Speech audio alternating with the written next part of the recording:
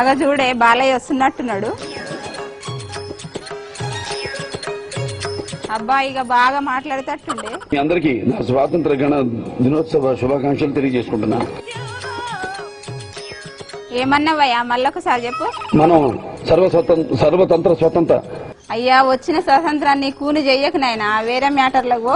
మన భారతదేశం ఒక గొప్పతనం ఏంటంటే రామ అది కూడా నీ నోటి నుంచేనా? 64వ స్వాతంత్ర గణ దినోత్సవ సందర్భంగా వద్దు బాలయ్య, నీకు దండం పెడతాము.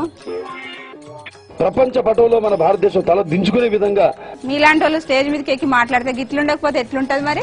మన భారతదేశంలోని ఒక శాంత భద్రతలను ఎంత క్షీణిస్తున్నాయో దానికి ఒక ఉదాహరణ అది. మన దేశంలో కూడా ఎన్నో రోగాలు ప్రాచుర్యంలో ఉన్నాయి. అందులోకెళ్ళి ఒక్క రోగం ఎట్లుంటుందో చూపి.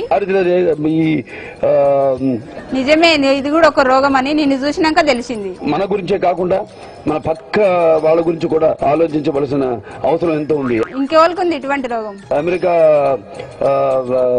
ప్రధాన ఏంది నాయనా? అమెరికా అమెరికా ప్రధాని కూడా ఉంటాడా? ఉండొచ్చా?